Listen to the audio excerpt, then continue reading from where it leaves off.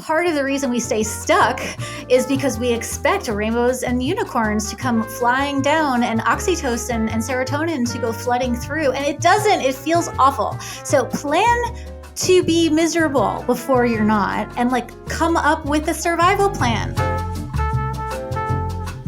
Britt, Frank, welcome.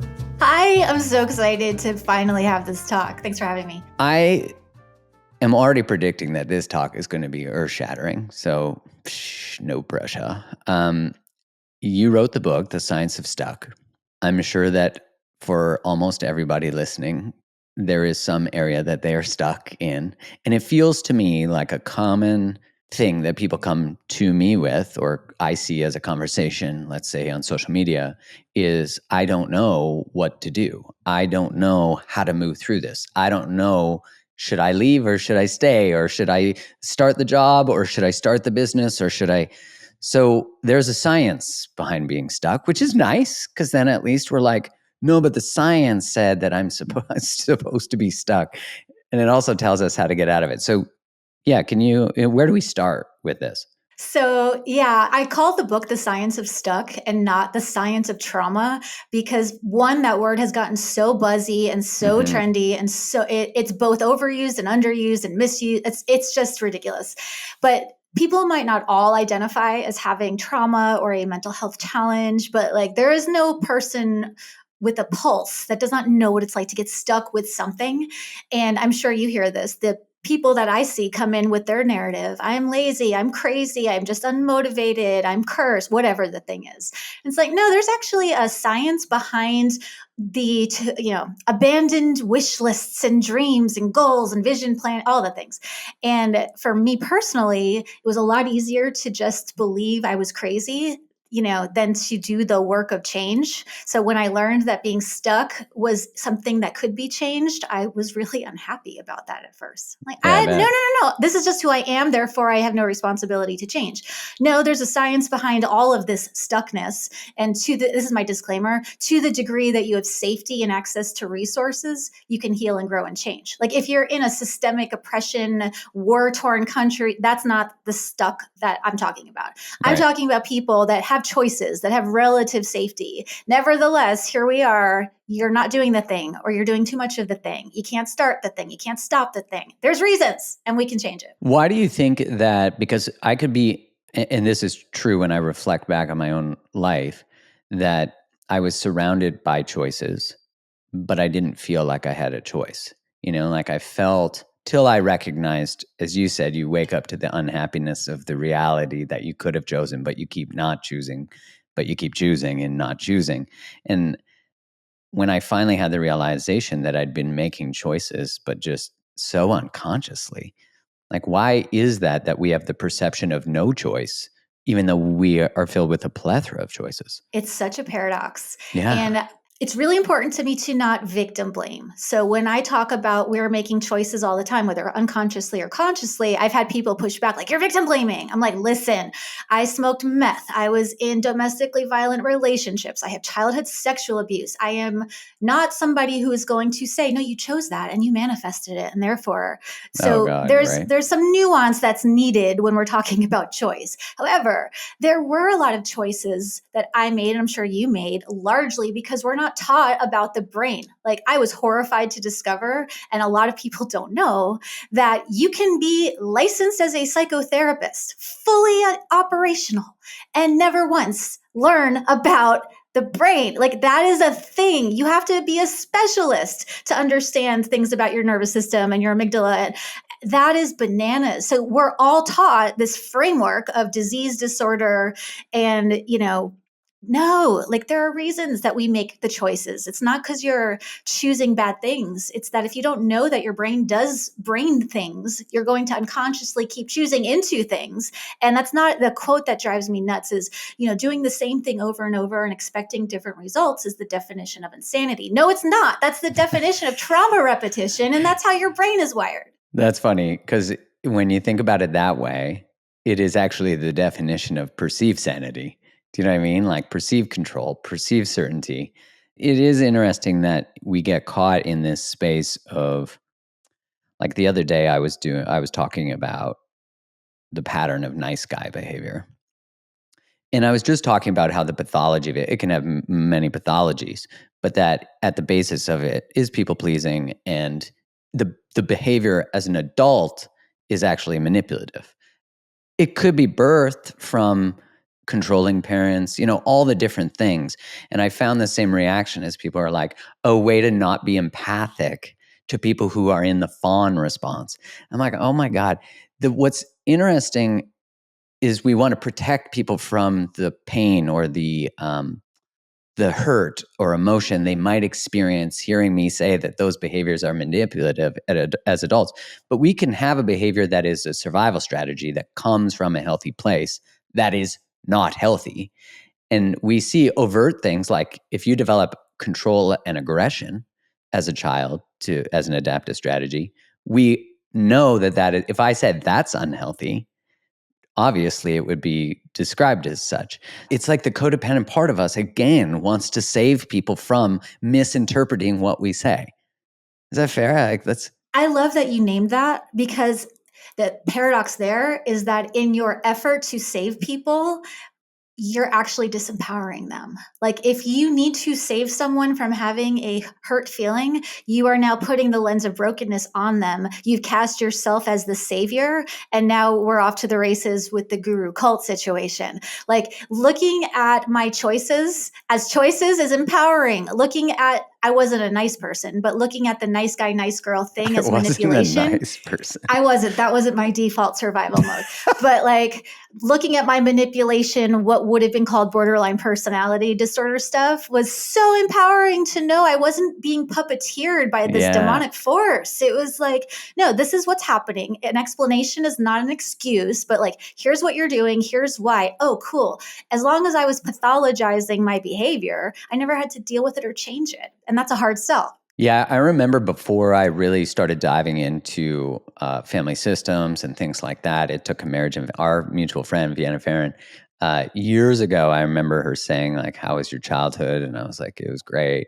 And then she was like, are you sure there's not something in there because I was a people pleaser? And you can't be a people pleaser with Vienna Farron. And she said, are you sure there's not something in there? And I was like, no, it's great. And that's a joke between us now. But what was interesting is I did have the realization that you don't actually have to understand the pathology of a behavior to want to change it. But I think what understanding the pathology does is it depersonalizes it. It's like, how could I not become, and that's actually a fair thing to think. Like, how could you not become assertive, aggressive, a people pleaser, an addict, or whatever, given the things you've been through and the lack of guidance and resources and wisdom and support to actually navigate those things in a healthy way, if that's even possible in some circumstances. What do you think about that? I agree with you. And I think that explanation really just trips a lot of people out, and you get the clutching at pearls. Like, that's an excuse and you're co-signing on suboptimal behavior. Like, no, if you look at the timeline, like, this is like the physics principle: an object in motion will stay in motion, right? Like, a person living in a trauma timeline is going to do what someone living in a trauma timeline is going to do unless acted upon by an outside force. And it's not an excuse, but like you said, it helps to understand that there are patterns. We're not just little bubbles doing our thing independently of everybody else in their bubbles doing their thing. And it's empowering if you can see the patterns, that you get the keys to changing them. But again, it's a hard sell to say, well, you were destined to become an addict. It's not like this woo-woo mystery thing. It's, if mom was an addict and dad was an addict and you grew up around addicts and this was the pattern, that doesn't mean everyone in every circumstance. But often I've never seen someone up close where I didn't go, oh, wow, well, it makes sense how we got here. Like, and Vienna, who is brilliant, can look at that too and go, I get why we're here. You're not crazy. You're not broken. This makes sense. And here's where we go forward. That compassion, I think, is what allows us to soften into the pattern, and that idea that you don't need to know where it comes from to know you want to change a behavior. That context, I think, is what softens it. And then now maybe, and you could speak to this because I know you're also a somatic therapist, and you were talking about how as a psychotherapist, you're not trained on somatics or the brain, which is really, it's interesting because when I did training in psychotherapy and stuff like that, I didn't think about, at the time you're thinking about fight, flight, freeze, and then fawn. And then it really, looking back, was so incomplete. My coaching training, so incomplete without nervous system training. Like, I actually think in a lot of ways, I think skipping talk therapy and doing somatic therapy feels like it bypasses the brain. What do you think about that? Because you're trained in both, and I feel I've done all of them myself too. So I've had just these like radical, quick changes from somatic therapy that I couldn't put words to and couldn't even come to through. I mean, I've done some seriously, like with psychotherapists who call people on their shit, who know how to hide their shit on the deepest level of their psyche, which, hello. So I think we really need both, because in a purely, and I love somatic therapy and I'm with you, I've seen 10 years worth of like growth and movement in just a few sessions versus, I analyze and I think and all that. But the problem with only taking a somatic approach is people can use the body to bypass the mind. It's like, Yeah. I So feel just in the my opposite body. side. Yes, I Yeah. feel in my body, my liver is shifting to the left. I'm like, no, you're sad. Like, can we not, like, you're sad. Let's just be sad.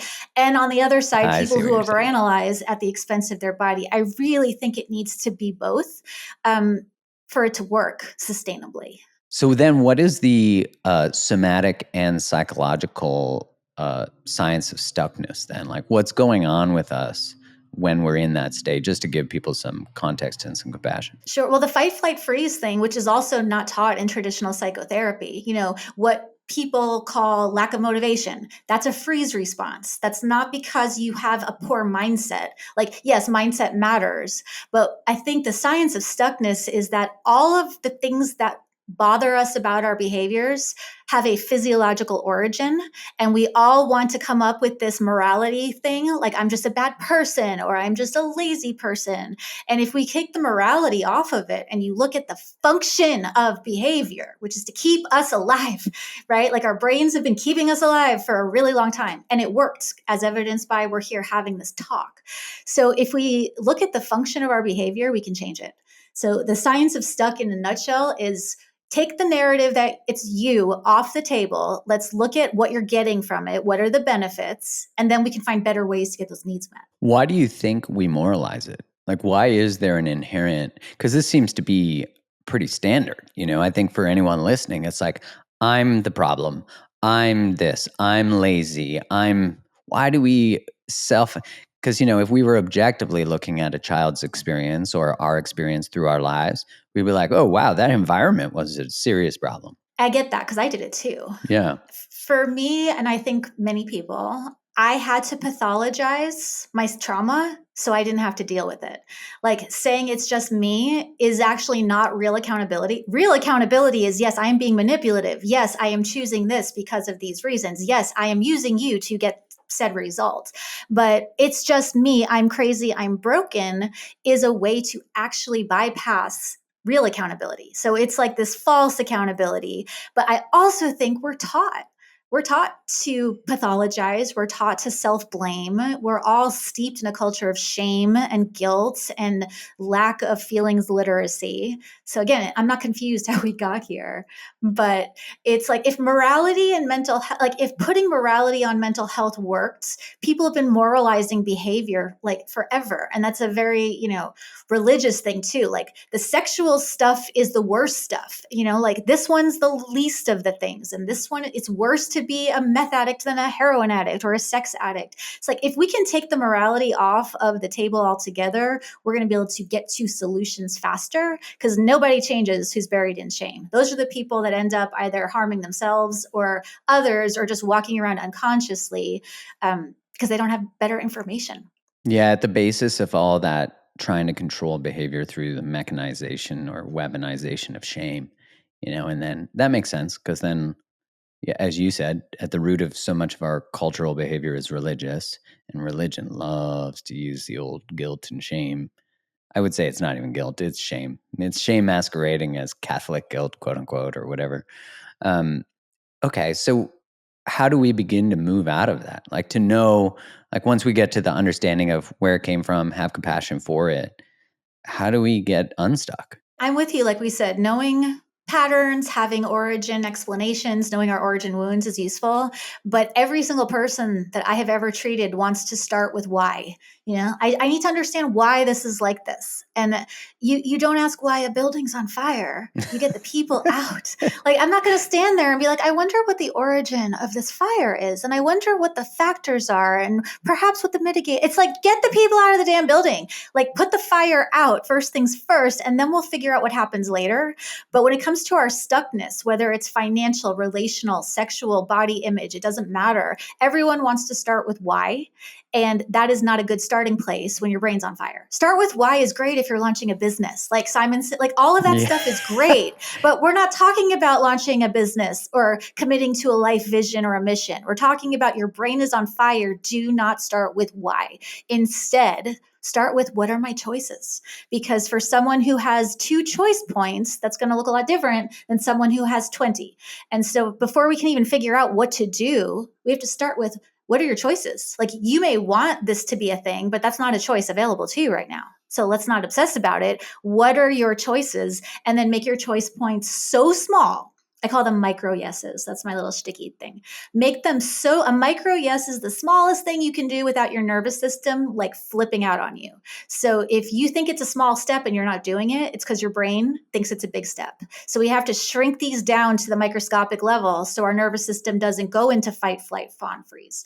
And then we can get moving. And we'll figure out why the building caught on fire later. I promise. Yeah, that makes sense. To be able to look back once you're in the clear and then do the assessment of was it arson, whatever it is.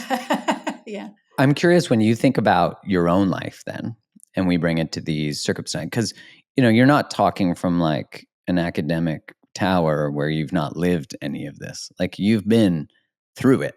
Can you maybe give some context for people where you were stuck and how you got to these choice points, these like micro yeses, what they looked like? Because you said like you smoked meth. So I'm curious, like, what's the next choice points as you move through all these things? Because you're funny in your story. You bring levity to things that not everyone can bring levity to, and I think that's what allows people a window into the things they might have shame attached to. Because all of a sudden they're like, oh, So curious. I never thought that like my sordid history would be the thing that lends credibility to my current occupation, but here we are. Right. And the problem with the change process is this Hollywood narrative of you're this way, and then like the burning bush moment happens and the beam of insight hits you, and then you change, and then you never look back. And for people that have that story, like, yay, go you. I'm super happy. I've not met any of those people. The change process, I haven't. I have never met someone whose change process wasn't a vortex to hell, followed by a rapid spurt of, I got this, I'm good, followed by, nah, screw this is too hard. Totally. And meandering around. So I put in the book, one of my micro yeses with my meth addiction. Well, first things first, when you mix meth addiction and sex addiction, you have a lot of shenanigans that you have to That untangle. sounds like a very, like, it's a bad combo. Like a good, sometimes good, but like a bad. Before it's bad, it's like super good. That's why we get addicted. But my micro yes, which is not something I'm going to live tweet or do an Instagram reel about. I was laying on my floor after being up for days. I was seeing things. I was paranoid. I was losing my mind. I called my sponsor and she's like, Britt, when was the last time you ate food? I'm like, She's like, okay. She sat on the phone with me for an hour, talking me through putting the spoon into the yogurt into my mouth. That is a micro yes. And again, it's not like, look what I did. Yay, go me. But those were the little moments that kept me from going somewhere that I would not return from. Like those microscopic, and afterwards, I didn't go, oh my God, what's wrong with me that all I'm doing is eating a yogurt? It's like, okay, I did one. If I did one, now I can do another. And that's what it looks like to go from stuck to unstuck. And it's not all the same pace. It's like nature. We have periods and cycles of being static, being dynamic, being committed, being wholly uninvested, being energized, being completely apathetic. And all of that's normal. To be going through that cascade of different feelings, and especially what comes when you start to get unstuck. I mean, there must be a cascade of emotion of, like, to me, it's increasing your capacity for possibility. which is such a different, like hope and possibility are such a different energy to hold when we've been living in catastrophizing and pain and these trauma loops. So yeah, can you speak to that more? Yeah, and I'm with you. And there's a somatic component, right? Because hope, possibility, creativity, those are all expansive energies. Those open, you can't be open to possibility without being open. And for someone that's locked down in trauma, any kind of trauma, for me, particularly with sexual trauma, the impulse was to close up and shut down. And so you cannot contain the energy of expansion or abundance or happiness or hope while your system is protecting you from being attacked. And so we actually have to train our bodies to tolerate the sensations that come with being expanded. And it's not just a metaphysical concept. These are very practical physiological states. My system knew how to tolerate chaos. Like I knew I was very comfortable in my chaos. I was like, thank you. I am good. I know all of the streets here. I'm fine. I know where all my turns are. And possibility was terrifying. Intimacy. Oh my God. I married a normie. My husband, we've been married 2 years, is total normie, and he's super supportive, but it's so weird just watching him sleep when he's tired and eat when he's hungry and when he's stressed. It's so weird to me. I had to teach my brain how to tolerate that stuff. Like he's happy. He likes to play games and he has friends and he does like activities and it's weird. My body really rejected. It's like if you've never eaten vegetables and you start eating raw broccoli, you're going to feel like crap. This is the same principle. If you're someone who struggles with getting a good sleep, then you're going to want to hear this. We all know that a full night of sleep is essential when we're working towards optimizing our overall health, right? In Cure Nutrition's Sleep Bundle, which combines their best-selling product, which is called Zen, and their most potent CBN, it is the answer to ensuring that you get that full night of sleep every night. Now, Zen is a blend of functional mushrooms, cannabinoids, and adaptogens, while the CBN product is a lesser-known cannabinoid that's found in the hemp plant. These supplements were designed to support the two most critical stages of your body's natural sleep cycle, the REM sleep and the non-REM deep sleep. Cured's raw CBN oil contains 30 milligrams of CBD, 5 milligrams of CBN, and a low dose of THC. The array of cannabinoids, they all work together to create what is known as the entourage effect, which means each cannabinoid works synergistically for greater efficacy than THC-free products. When it starts to kick in, you'll feel as though you're laying under a weighted blanket. It's wild. And once you're asleep, Zen, which contains reishi mushroom, magnesium, 20 milligrams of CBD, and ashwagandha, to ensure that your body is successfully cycling out of non-REM deep sleep into REM and back again. The best part, though, is that you won't wake up groggy. With this sleep bundle, I wake up feeling refreshed and ready to take on the day. And right now, Cured is extending an exclusive offer to you, my listeners. You can grab Zen and CBD in the sleep bundle and get an extra 20% off Cured's already discounted price by visiting curednutrition.com/createthelove and using the coupon code createthelove at checkout. With this extra discount, you're getting 36% off the regular price. That's CURED nutrition.com/createthelove and coupon code createthelove at checkout to save that extra 20%.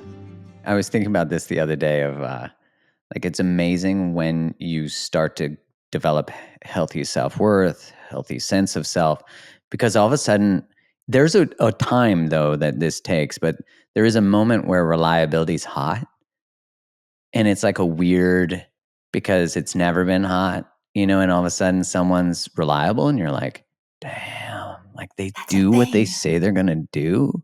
Like, I want to hit that, like there's, it's like boundaries. Like when someone has a boundary, although I think that's a faster turn on. Like if someone's like, no, that doesn't work for me. And we're like, what? Hello. Who are you? Teach me ways. Yeah. But like for you, is it a constant learning of your system to, I love that you call your husband a normie, but is it like a constant reminding, or is it become a thing that now your system's you're a normie too? Are you a normie yet? Oh God, no. On no level am I a normie.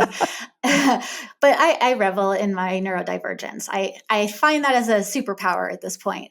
But it's not. So the answer is yes. I still have to work every day to maintain myself, but the work is no longer a drudgery. Like defiant joy is part of my daily work. Defiant rest is part of my daily work.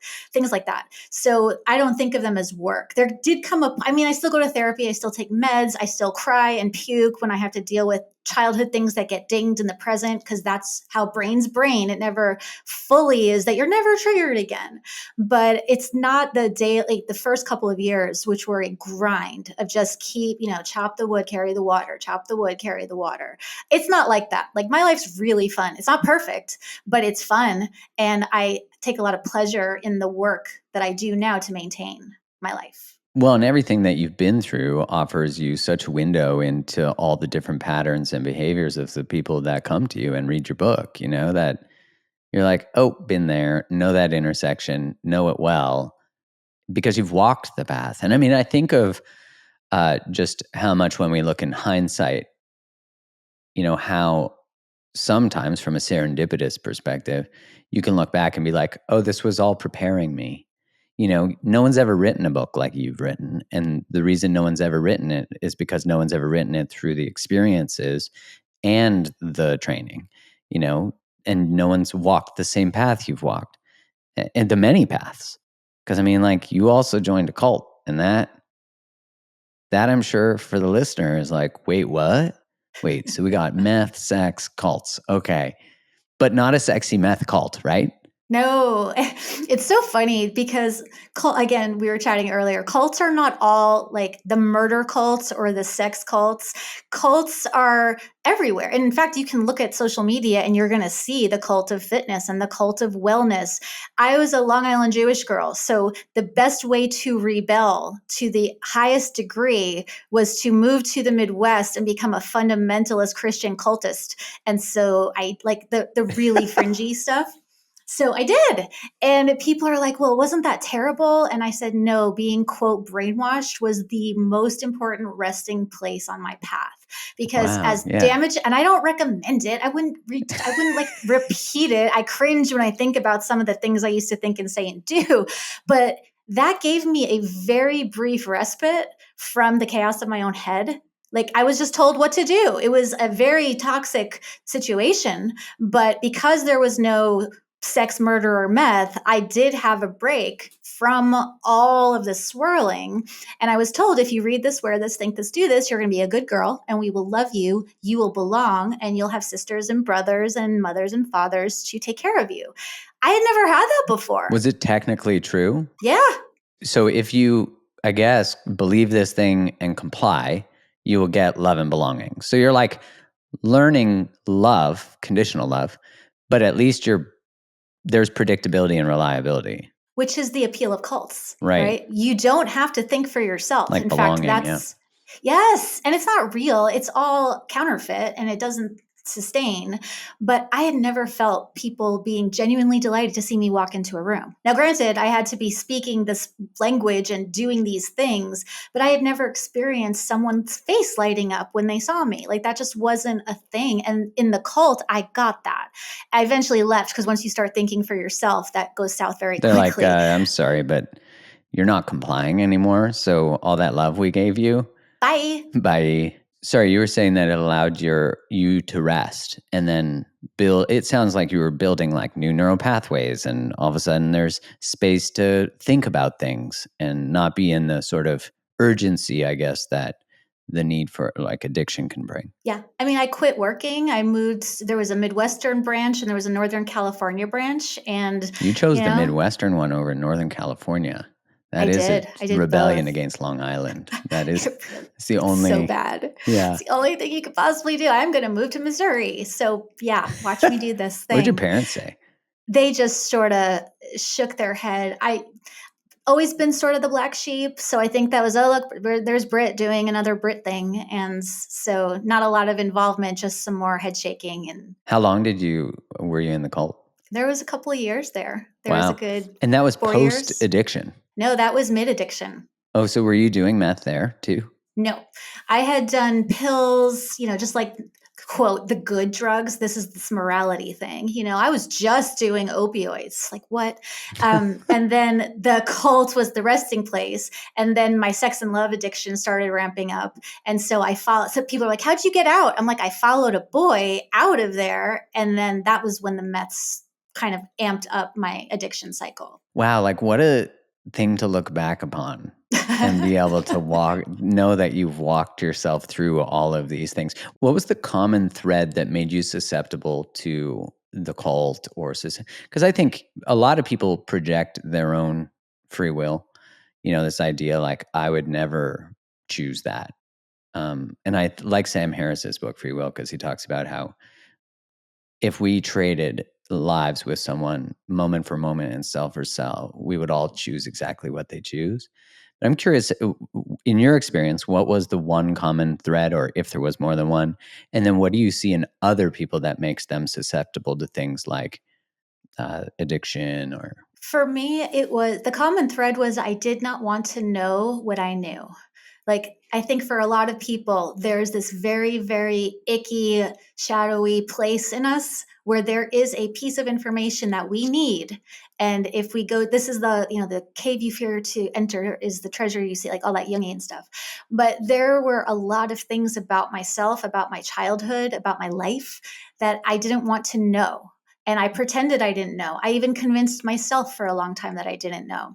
But to know what you know is really scary. So that was the first commonality. The second one was I did not want to accept that my chance at being a child was now over. Like, I'm a big advocate of inner child and self-parenting and parts work. I love that. But when it comes to your chronological childhood, on this Earth incarnation of you get what you get, you got what you got. And if you didn't get it, you don't get it. And there's no repetition and there's no do-overs. And I wanted daddy and mommy to love me and feed me and take care of me.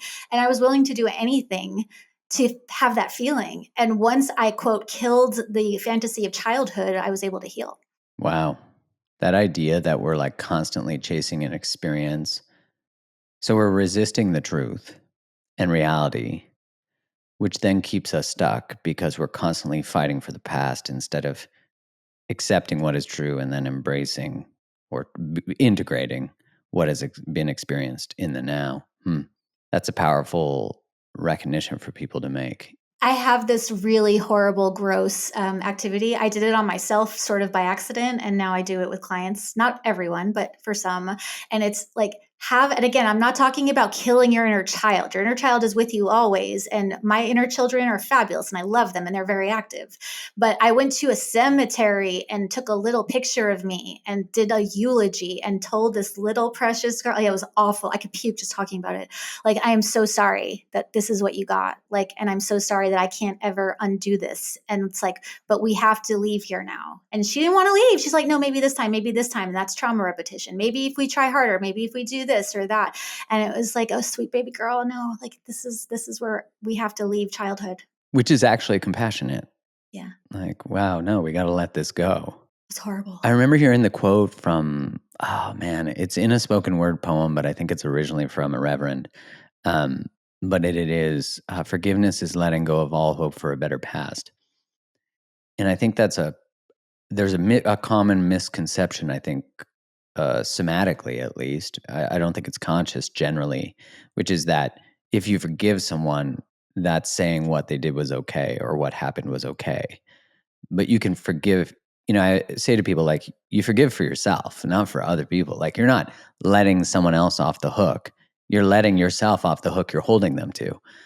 The forgiveness thing is so, and again, it's been moralized and it's been weaponized. And I remember in the cult being told, if you don't forgive, God will destroy you. And it's like, oh crap. Well, I don't want to forgive. I forgive. And Totally that's what authentic. people do. Totally real talk. I forgive. I think I agree with you. I also think that the concept of forgiveness, as we understand it, is not the right concept. Because if you're talking duality, right, we've got forgiveness, which indicates there's blame. Like if there's no blame, there's no need for forgiveness. And if there's so if you, again, this is a very Jungian concept of like the third path. So rather than focusing on either blame or forgiveness, if you focus on healing, you come to a place where both are irrelevant. Like if you ask me, do I forgive the people who sexually assaulted me? It's like that concept doesn't even make sense to me anymore because I don't blame myself. I don't blame them. I don't forgive that. It's just not it doesn't make sense as a concept anymore. You make the whole dilemma irrelevant and it becomes something else completely. So I think a lot of people shame themselves and berate themselves in their effort to forgive when it's like, we got to put so much you into the you tank that this situation becomes so much less relevant that it's just not a thing. What a powerful reframe to go from like, how do I figure out how to not hold blame and I got to forgive? And of course, the parts of us are like, fuck that, fuck them, fuck this. Like, but to actually not even do that, like to move towards this place of healing where you're not thinking about having to make these choices or do this task that isn't even actually, when you say it, that's actually not the task, which is really, that's powerful. What truth did you know that you didn't want to accept? My sexual abuse as a child. I pushed against that one. I blocked it out. I repressed. I projected. I did all the Freudian classic defense mechanisms. I was just not okay with that being my truth. So I outsourced it and I found partners to, represent perpetrators and all of the things that happen with that. But I really did not want to know that my childhood was not good because I actually thought I had a good childhood. Bless my little heart. Until I was in my mid 20s where a therapist was like, Britt, honey, like that's not normal because I never talked about it. What was the moment when you actually like felt that truth come forward and be held, like you could hold it? Again, I wish I had like here was the insight, but it was, can I go? Okay, trigger warning. I'm going to talk about a graphic situation. It was later on, it was during the sex meth addiction mess. And we had gotten, my partner at the time, we'd gotten into a huge fight. And it got to the point where, like, had he not passed out, I would have not survived. There was like strangulation, trauma, like the whole mess. And I remember, and this was the moment where I left that relationship. And I'm like, I picked him because of them. Like I knew enough to know no choice gets made in a vacuum. And it was like, he made sense to me. And again, this wasn't like a conscious, let me sit here and journal and meditate. It was, I was dragging myself to the door going, holy crap, like I picked him because of them. And all of the things that were going on in this and other relationships like this and the repetition of the behaviors were because it was familiar. And that was when I was like, oh no, no. Yes. So when, because you were talking like you haven't met a person that the world wasn't burning, that they've then figured that was one of your yeses to get to that door, to like walk out that door in that relationship. What a shift.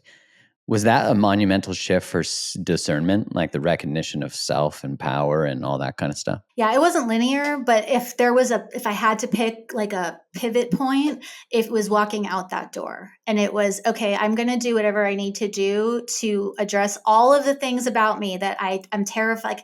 I'm going to talk about it. I'm going to share about it. I'm going to feel about it. I will do whatever I need. And again, I was fortunate that I had access to really good help. There's a place in Arizona called the Meadows, and I was able to go get some treatment there. And they are like the mothership for all things somatic and internal family systems and trauma. And I don't think I would have, like, that was a lamppost place for me. And then from there, I was able to take a few more steps and cobble together my life. And then, once the thing about getting healthy and happy that no one tells you is all your friends go away because people that benefited from your less than optimized self don't celebrate with you when you start to get healthy and happy. So I had to burn down what was left standing. Not everyone needs to do that. Mine is kind of fringe like that. But I burned everything to the ground and started over. And it was humbling and it was awful. And it was like waiting tables and, selling things so I could eat and figuring out, again, whatever. It was like, fine, I will do whatever I need to do and whatever is available to me. And I was, again, fortunate that I could. Not everyone can. I mean, it is wild when we start to make decisions that are not aligned with the values of the people we've been surrounding ourselves with. That's why I think we're so drawn to that quote that the 5 closest people in our lives represent our values. And that can be a very confronting quote, because I think we're better at being somewhat objective about the people around us and observing their toxic behaviors, or the choices they're making, or the way they're relating to substances. I think people can understand something as simple as smoking. It's like the moment you quit smoking, if a lot of your friends smoke, which is probably likely, then all of a sudden they're like, hey, what are you doing? Do you want to go for a smoke? Oh, you don't do that anymore. And we start to be reflective of the choices they're not making. And that becomes a confronting mirror of what is possible for them that you're now standing in. And that became sort of a lighthouse for me, was that I think it's Marianne Williamson who has that quote, like, no one benefits from you playing small. Like there's no, and it's much more vast of a quote, but it's like, you're a child of God, da da da da da. And I find that quote just so empowering, because on a deeper level, I think of other truths that we tend to not live or embrace till we do, which is the immense power that we have with choice. Like choice itself, and I quote this a lot, but Alan Watts has a quote where he says, when you wake up to conscious choice, you become the God you were taught to praise. I love that quote, because even if you believe God is something but I'm like, when you actually live that or embody that, now you can create. I don't want to say anything, because people will be like, well, you can't dunk if you're 5'4", but yeah, okay, I get it. You need to work on your negativity, person. But yeah, there's something about that truth of like reconnecting, because for you, was accepting the truth about your childhood then the gateway or an access point to accepting the truth about like your essence and your power and your, like, did they live in the same place or like hang out? I don't know how to say that. That's a really good question. So I think just the acceptance of a traumatic childhood without an understanding of essence is going to be crushing. It's like, great, my childhood was not good, and now I have all of these scars of sexual trauma. Cool story. Oh, well, now what? And I don't know. I didn't study it at the time. I didn't have language for it, but I did have this knowing once I was able to own my choices, that is going to come with a very deep sense of existing. Like, people are worried if they start having a good life, they're going to become narcissists. It's like, narcissists are not full of self. Narcissists are completely absent of self. But the more acceptance that opens a crack for yourself, your actual capital S self, to be with you online. And those two things have to run in tandem, like the acceptance of truth coupled with a knowledge of self. Like, otherwise you're kind of screwed. That's beautiful, because in order to access one, you access the other, and vice versa. They're like a symbiotic. Mm-hmm. Yeah, and if you can't accept the truth, you can't change the present. And that, I think, is often where we have so much resistance. Is you were talking about, like, when we're fighting reality, we spend our lives fighting reality instead of creating in this moment. So for people listening who are in that space of like, okay, I'm ready to get out of this, and you talked about micro yeses, what else can we do to continue to move through this? So practically, it will help to not gaslight yourself out of trauma. I appreciate that people have perspective on privilege and access, but to say I have no right to call this trauma because it could have been worse or it wasn't as bad. Like, your refusal to heal your trauma doesn't help the person down the street who's having a rough time. So perspective on your resources is great, but perspective allows for multiple things to coexist, including they had a lot less choice and I have a lot of options, and I am in pain and my heart is shattered and I need help, like all of the things being equal. So rather than argue with yourself over, well, it shouldn't be traumatic, like, forget about what you call it. That's why I use the word stuck, because people get so hung up on the language. It's like, Right. forget about what it is. You're like, I can accept I'm stuck. you're stuck. And no one has a problem with the word stuck. Like, forget trauma, forget all of that. Like, let's just start with you are stuck. And this concept of time, I'm going to go super meta here, keeps us really stuck. Like, time's not real. So when people are like, I'm just going to leave the past in the past. Okay, well, that doesn't make any sense because you encode your history in your nervous system. So like every cell, organ, and tissue is carrying your narrative. So there's no such thing as the past. Like, your past is here with you, and you actually can't get to what we call the present if you're still living as if everything in the past were still happening, which is what your brain does. So to even begin to get to mindfulness or presence or groundedness or whatever, we have to start with, like, you can't outrun your story. Even if you don't remember it, you don't need to have memories. Your body knows all the things. So if you're wanting to go from stuck to unstuck, let's start with the past, not in the past. It's in your body. You don't need to know why you're stuck to get unstuck. And childhood is over and no one's coming to save you. And that's good news. That's the other piece. It's not like a doomsday thing. No one's coming to save you. Awesome. That means that you are now empowered to the degree you can to now own your life. Like, I had no idea being an adult was so freaking awesome because all the adults around me sucked. Like, it's so much more fun being grown, but no one was modeling that. So I didn't want to. But like, being grown is awesome. That's such a great way of thinking about it. Yeah, it's funny that culturally we make fun of quote unquote adulting, but there is something liberating about being a responsible adult, which I personally, when I witness culture, I find that and Francis Weller talks about this, that he's a psychotherapist and calls himself a soul activist, which I really love. And he's very, much into the Jungian, all that stuff. And he talks about how we're an adolescent culture. Like, we have not gone through the initiation, through the maturation process. And when I think we realize that, like, who's fucking driving this car? Like, right? And it's like, but up until this point, I've been sitting in the back seat watching people who call themselves adults acting like children. So it is like an act of radical revolution to be an adult. Like a full-fledged adult. And that doesn't just mean like paying taxes and getting a serious job.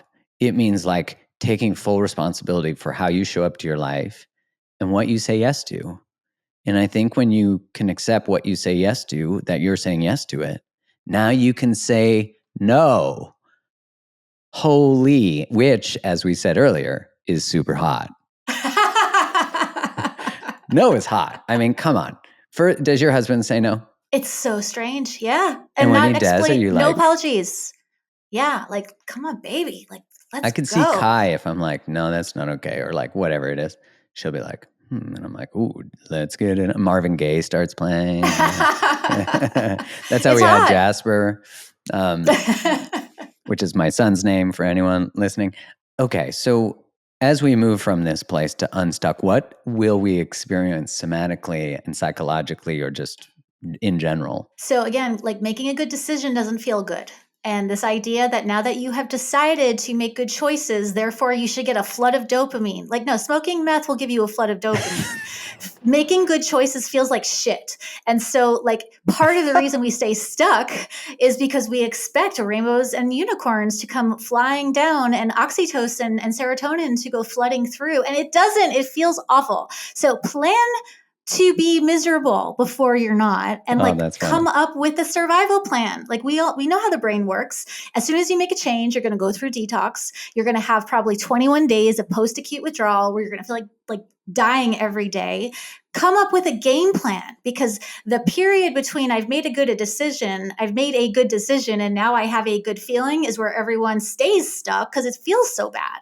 So we need to be able to stay the course. It feels really good, but first it feels really bad. It feels horrible. I remember, I mean, I pretty much played whack-a-mole with my addictions. And for anyone who doesn't know, that's that game where gopher heads pop up and you try to hit them and then they fucking pop up somewhere else. And then you never win the fucking prize at any of those places. But I remember when the first addiction I really consciously ended was chewing tobacco. And that was just literal, I had nicotinic receptors that were in a plethora. And when I didn't chew tobacco, much like smoking, they didn't get fed. And then it felt like I was dying because I had to sit in this very uncomfortable space of not getting what I wanted. And that, ironically, was also mirroring what I had unprocessed. But then it led to then looking at alcohol and then booty calls. Like, I gotta tell you, when I consciously chose not to text to get intimacy, I remember just sitting there with my phone being like, why does this hurt so much? Like, this doesn't make sense, but there's like this intimacy is treating, arousal was treating parts of myself that I couldn't sit with, not being chosen, being hurt, betrayals that I hadn't processed. And that 21 days, it was probably around that. But what got recoded was, and what I find, because you were saying, it's not like a light, you just do it and it's done. Like I was stuck and now I'm unstuck. I just find that you find other places where stuckness exists and you're always growing. So you're like moving out of what is now. And what I found was that I no longer desired alcohol, things like that, because I started to fall in love with the present moment. So I'm curious, is there like a science to that? Is there, and can you speak more to where you've gotten to? And I don't know if it mirrors what I'm talking about in any way. But yeah, can you speak more to that? I love, love, love what you shared about that, how arousal was treating, like it's so, I haven't heard it put like that. It's so well said.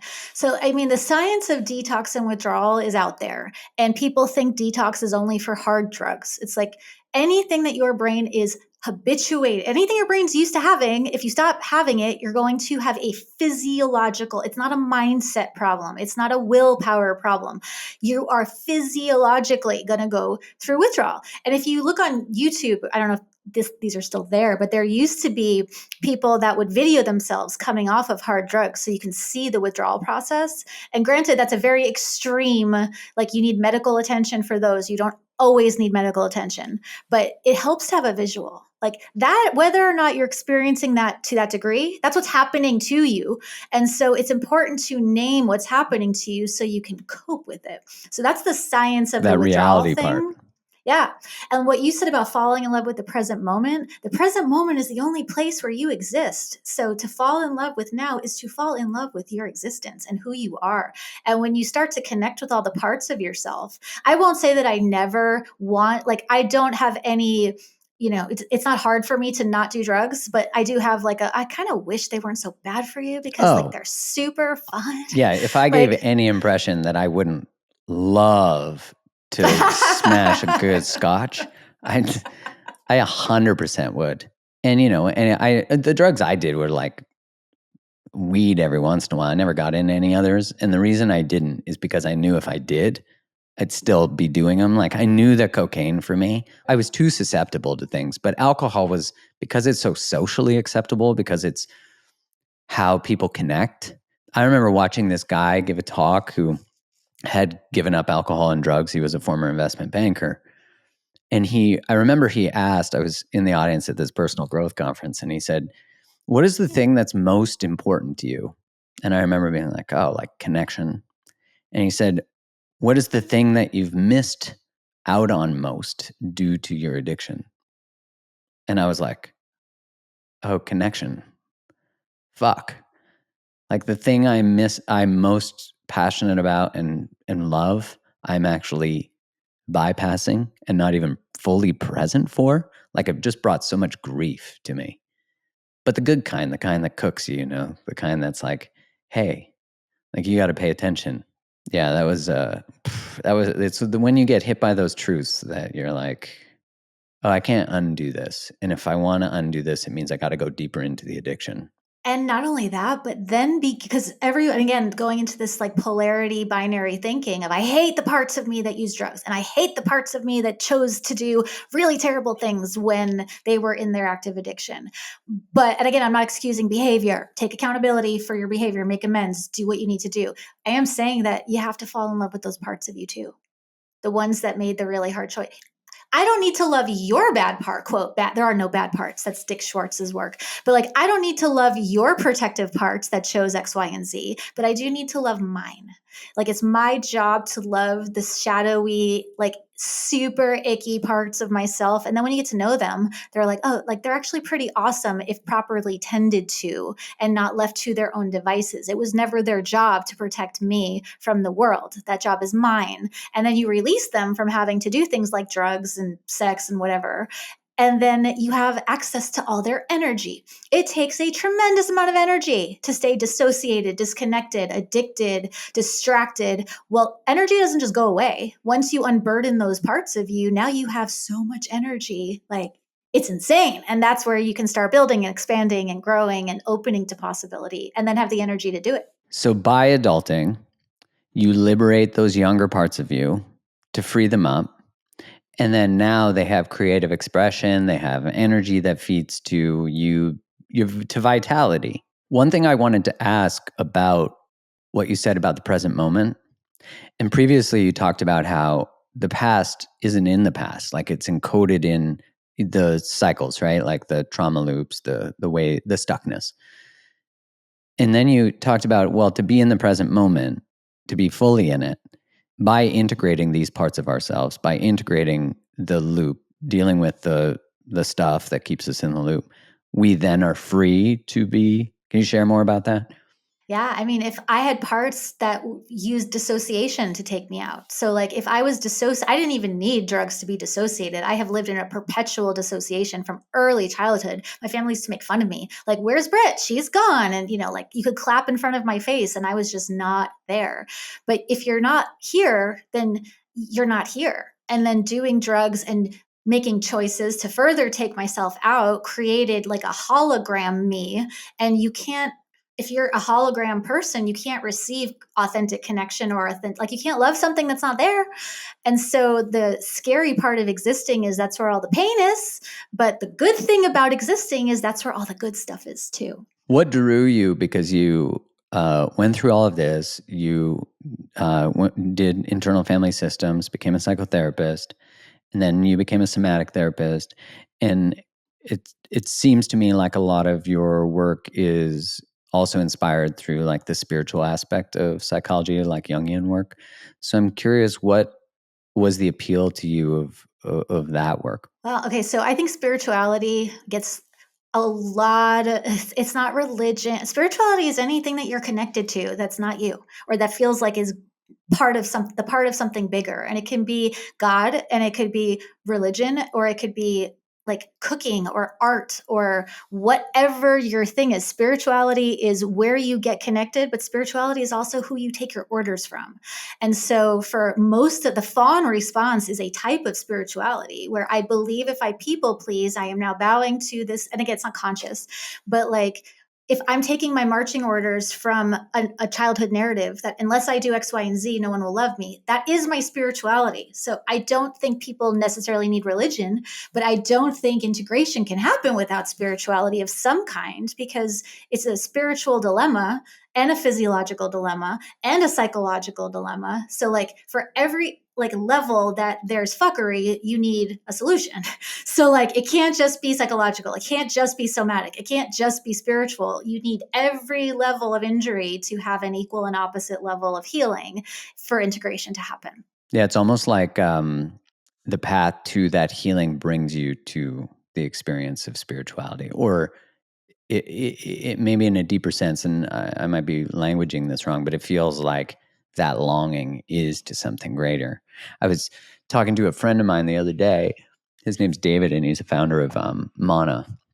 And he was talking about how when we get to such a level of light, like the level of being, that you actually can't harm another in any way, not consciously, because you actually feel the pain of what that is. And, I think we understand that in psychological or personality language as empathy. And I like the idea that on a deeper level, you're actually sensing the resonance of your being and the way you are and the way other people are, because you're actually operating on an energetic level rather than, and that can show up and be described through science and behavior patterns and all that kind of stuff. But there is something deeper in my experience that you're feeling into. And I think sometimes that mystery we're so attached to the intellect, especially in the Western world, that the idea of there being a mystery, although we know that to be true, I think on a deeper level, the idea of going to it is like not following the science or like trusting the thing, I think it's Brene Brown who has that quote, like if it can't, she talks about in her talk, if it can't be measured, it doesn't exist. We just don't have the way to measure some things. Yet, yeah. The arrogance of humanity that if you can't measure it, it doesn't exist is the irony. Britt, what is the number, and you don't have to give just one, but what would be your, you think are the top most important things for someone to not just have a tremendous relationship with themselves, but also to bring that and create a powerful relationship with other? So I do have a number one, and it's not mine. I wish I had come up with it. It's M. Scott Peck's from The Road Less Traveled, and he talks about mental health being a commitment to reality no matter what. And so I sort of... Good. It's so good. I so wish my shadow parts are like, we didn't come up with that. We suck. He's like whiting out his name. Britt Frank. Yes. I think a commitment to your truth at all costs. And sometimes the cost is really, really high. Yeah. But I don't think anything works without first and foremost a fundamental commitment to what's true about you, for you. And how are you going to make any decisions that are in alignment if you're not honest with yourself? Doesn't mean you have to vomit on everyone your truth. But and truth is subjective. So my truth doesn't have to be yours. My spirituality doesn't have to be yours. But if you're not first connected with what do you know that you wish you didn't know, but you know, as a starting place, really cool things will spring from that. I mean, all the good things that we have come from gross places, right? Like fertilizer is poop. And, things grow in icky, damp, wet, gross places, and including our happiness and our joy and our connection and our love and our belonging. It starts in the muck. Yeah, you said earlier that quote of the place you're most afraid of is also where the treasure dwells. I think so much of that the thing you're afraid to acknowledge is actually the path to your liberation, which is, I know, I fucking hate that that's true. Shit. And as much as I still continue to psychologically try to get out of that truth for fear of the discomfort it's going to bring me in my life, it just continues to be true. Well, Britt, I can fucking talk to you all day. You're so fun. For people listening, where can they find more of you? Where can they get the book? Where can they listen or watch you and do all the things? This was one of the most fun conversations I've had in a hot minute. So Same. Thank you so much. Yeah, I could easily go on for another hour or 5. So you can find me on my website, scienceofstuck.com. My Instagram is just my name, @BrittFrank. And you can buy my book wherever you buy books. It has been such a pleasure and such an honor. And I look forward to having you back on again. Thank you so much.